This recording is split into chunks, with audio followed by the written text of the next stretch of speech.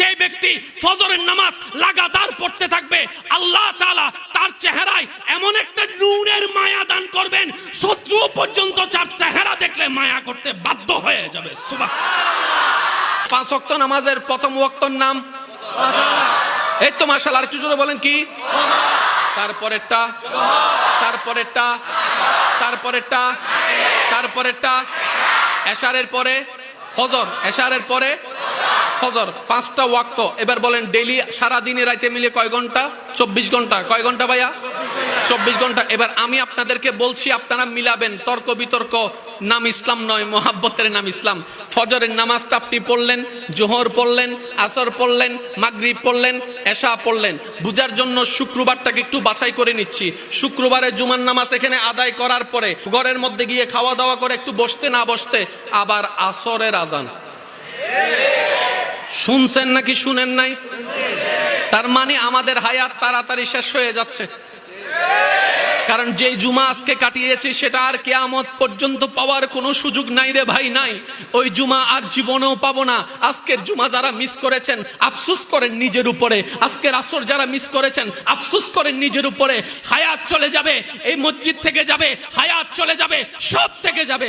আমাকে সবকিছু ছেড়ে কবরে চলে যেতে হবে। ইন্না লিল্লাহি ওয়া ইন্না ইলাইহি রাজিউনের আওয়াজ চতুর্দিক থেকে শোনা যাবে। কুল্লু নাফসিন যায়িকাতুল মউত যখন আমাকে আস্বাদন করতে হবে, আর নামাজ পড়ার টাইম পাবো না, চিৎকার করে চাইলো একটা সিজদা দেওয়ার টাইম পাবো না। কি আফসোস, কি আফসোস, কি আফসোস আমাদের জন্য যারা আজকে কবরে শুয়ে আছে। তারা রবের কাছে ফরিয়াদ করছে, মওলা একটা সুযোগ দাও, দুনিয়াতে গিয়ে একটা নামাজ পড়ে আসি, একটা সিজদা দিয়ে আসি। সুবহানাল্লাহ। কবরবাসী চিৎকার করে রবকে বলে, মওলা ভুল করেছি, ভুল করেছি, ভুল করেছি, একটা সুযোগ দাও। আবার দুনিয়ায় যাব, মওলা হাজার ব্যবসা থাকুক আমি নামাজ ছাড়বো না, হাজার চাকরি থাকুক আমি নামাজ ছাড়বো না, মওলা একটা সুযোগ দাও, একটা সুযোগ দাও, একটা সুযোগ দাও। মাটির নিচে যারা আছে তারা বলছে, আর মাটির উপর যারা আছে তারা বলছে, ভাই নামাজ তো পড়তে আয়। একজনে বলে যে কিভাবে আসবো, আমার প্যান্ট তো ঠিক নাই, আমার প্যান্টও ঠিক নাই, আমার শরীর তো পাক নাই, আমার কাপড় তো পাক নাই। আরেকজনে বলে আমি যদি নামাজে যাই দোকানটা এখন বন্ধ করে লসের টাকাটা কি তোর বাপে আমাকে আইনা দিবে। আরেকজনে বলে যে আমি যদি এখন নামাজের মধ্যে চলে যাই চাকরির তো 12টা বেজে যাবে। মাটির নিচে ওয়ালারা বলে যে সুযোগ দাও, একটা সিজদা দিব। আর মাটির উপরে যারা আছে তারা হাজার বার মুয়াজ্জিন ডাক দেয়, হাইয়া আলাস সালাহ, হাইয়া আলাল ফালাহ, কোনো খবর নাই। আফসোস আমাদের জন্য। আওয়াজ দিয়ে বলেন ঠিক কিনা? আফসোস আমাদের জন্য। এবার ইমানদার ভাইরা একটু খেয়াল করবেন, পিলার হচ্ছে নামাজ, পিলার হচ্ছে নামাজ। এবার যে চাই, আমি কাউকে নামাজ পড়তে বলবো না, এবার যে চাই তার ঘরের ছাদ ঠিক থাকুক সে নামাজ পড়বে। আমি কিন্তু কাউকে পড়তে বলছি না, যে চাই তার ঘরের ছাদ ঠিক থাকুক সে যেন নামাজ না ছাড়ে। কারণ আপনার কাজ এখানে দুনিয়াতে নামাজকে ধরে রাখা, নামাজ আপনাকে ধরে রাখবে। সুবহানাল্লাহ। সুন্দর হওয়ার জন্য ইচ্ছা আছে না নাই? আছে। আমার কথা গ্রহণ করতে হবে না, আপনি আপনার জ্ঞান দিয়ে অ্যানালাইসিস করেন, মিল পাইলে নিয়েন, না হয় বাদ দিয়েন। এতক্ষণ বলছে সাদা হলে চলবে, এখন বলছে সাদা হলে চলবে না, একটু মায়া লাগবে, চোখগুলা একটু টানা টানা হইতে হবে, হাসিটা এমন হাসতে হবে যেন ফুল জর্জর জর্জর জর্জর করে পড়ে, কথাগুলো এমন আদব এবং মিষ্টি থাকতে হবে যেন শুনলে শুনতে ইচ্ছা করে, শুনতে ইচ্ছা করে। চুলগুলো এমন থাকতে হবে যেন আমার বউকে আমি হাত বুলাই দিলে নিজের মনটা একটু শান্তি হয়ে যায়। টোটাল চেহারাটা এমন থাকতে হবে, সারাদিন পরিশ্রম করে ঘরে আসার পরে যখন বউয়ের চেহারা প্রথম দেখব, ওই চেহারায় এত মায়া থাকবে যেন আমি সারাদিনের কষ্ট দুঃখ সব ভুলে যেতে পারি। এটাকে তো সুন্দর বলে।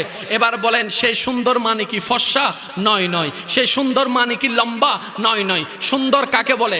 শ্রদ্ধার সাথে বলে একটু মনে রাখবেন, সুন্দর বলে যে এমন একটা কোয়ালিটি, এমন একটা গুণ, এমন একটা সৌন্দর্য যেটা দেখে দেখনেওয়ালার অন্তর শান্তি হয়ে যায়, দেখনেওয়ালার অন্তর শান্তি হয়ে যায়। যেটা দেখার পরে দেখনেওয়ালার অন্তরে মায়া জন্মাবে, যেটা দেখার পরে দেখনেওয়ালার অন্তরে শ্রদ্ধা জন্মাবে, যেটা দেখার পরে দেখনেওয়ালার অন্তরের মধ্যে একটু ভালোবাসা জন্মাবে, একটু মমতার জন্মাবে, একটু মায়া জন্মাবে। আর এটা ফর্সা দিয়ে হয় না। আমাদের চট্টগ্রামের ভাষায় একটা কথা আছে, দাইরে মারি ফেলি, দাইরে মারি ফেলি। হয় না? না হয়, হয় না? ঠিক না বেঠে? দাইরে মাইরে ফেলছে মানে কি? চেহারাটা একটু শ্যামলা, চেহারাটা একটু কালো, কিন্তু তার চেহারার দাঁতটা এমন মায়া লাগা যায়, মায়া লাগা যায়। রাগ উঠলো, রাগ দেখাইতে পারি না। আঘাত করার ইচ্ছা থাকলো, আঘাত করতে পারি না। যখন সে কান্না করে অন্তরটা ফেটে যায়, এমন মায়া লাগে। এই মায়াটা আসতে হয় রবের দরবার থেকে। চিৎকার দিয়ে বলেন না সুবহানাল্লাহ।